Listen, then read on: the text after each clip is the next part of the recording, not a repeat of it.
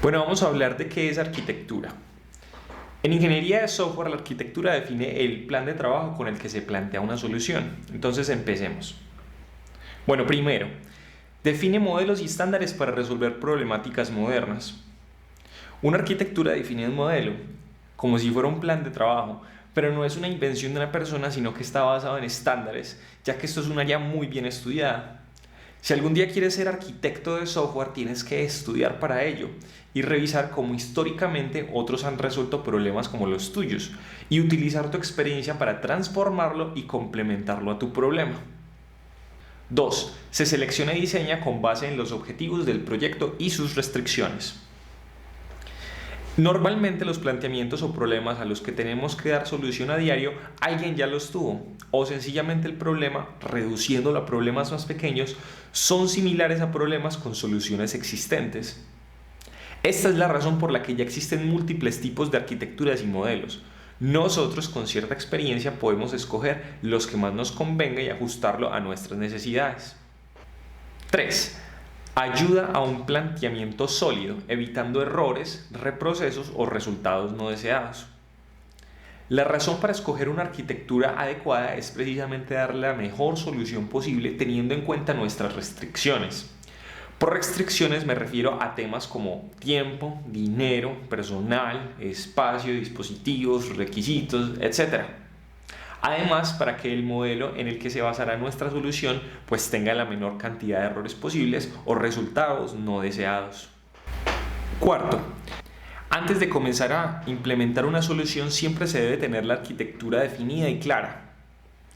Un error muy común que los programadores tenemos es de comenzar a codificar sin antes tener un plan de trabajo, incluso para soluciones sencillas o en las que ya tenemos mucha experiencia. Por ejemplo, hacer páginas web de presentación.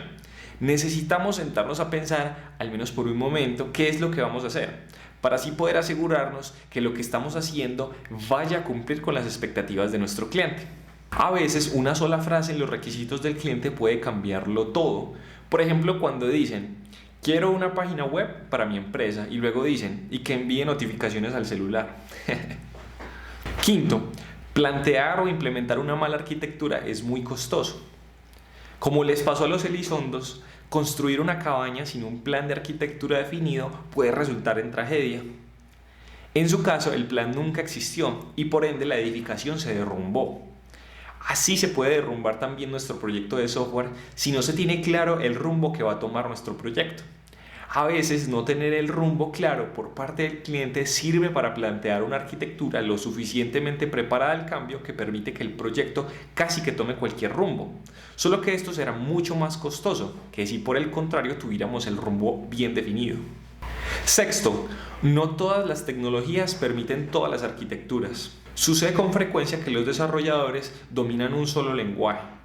Esto crea una tendencia a que todos los componentes de una arquitectura se desarrollen en las mismas tecnologías de siempre.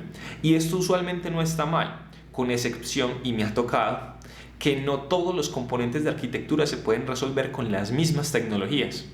Por ejemplo, hace un poco implementé una arquitectura para un cliente en donde un componente debía traer unos datos de un servicio externo utilizando una tecnología que se llama SOAP y este componente decidí desarrollarlo en Ruby porque yo soy un desarrollador principalmente de Ruby.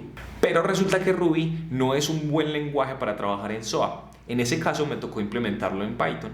Bueno, como en la construcción y edificación se pueden pensar en la arquitectura como aquel proceso en el cual vamos a definir un plano en el cual los trabajadores van a ejecutar con su experticia para construir lo planeado. El rol encargado de hacer este plano se llama el arquitecto y normalmente es un rol que lo implementa una persona con mucha experiencia en desarrollo de software, quien ha implementado diferentes arquitecturas a lo largo de varios proyectos. En nuestro caso, los trabajadores somos los desarrolladores o programadores. Nosotros como programadores seguiremos al pie de la letra las indicaciones puestas en la arquitectura. A este punto de la vida, las arquitecturas ya se encuentran muy bien definidas y entran en diferentes categorías según el planteamiento que tenga el problema de nuestro proyecto de software. Es deber del arquitecto de escoger, modificar, plantear la arquitectura adecuada para el proyecto teniendo en cuenta las restricciones desde los diferentes puntos de vista, por ejemplo, técnico, presupuestal, de personal, de tiempo y en general de los recursos que se dispongan.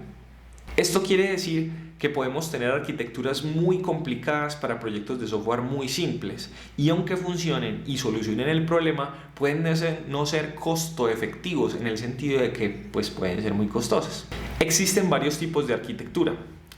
Por ejemplo, aquí en la derecha tenemos un modelo en 3 capas que se ve escandalosamente enredado, pero no debemos preocuparnos por ello. Tanto que aquí mismo ya hemos hablado de este mismo modelo y no nos hemos dado cuenta. De hecho, cuando estábamos explicando la parte de cómo funciona una página web, vimos una arquitectura cliente-servidor en un modelo sencillo.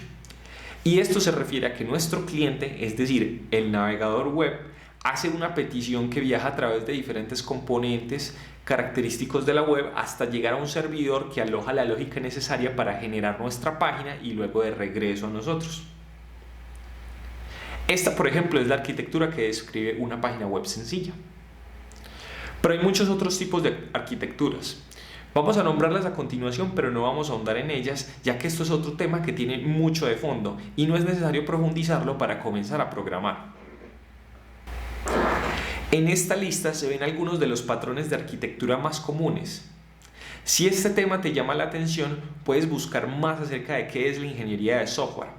Esto es un tema que tarde o temprano vas a terminar estudiando o conociendo, sea porque te interese o porque el desarrollo de software te lleva a un entendimiento forzado de ello.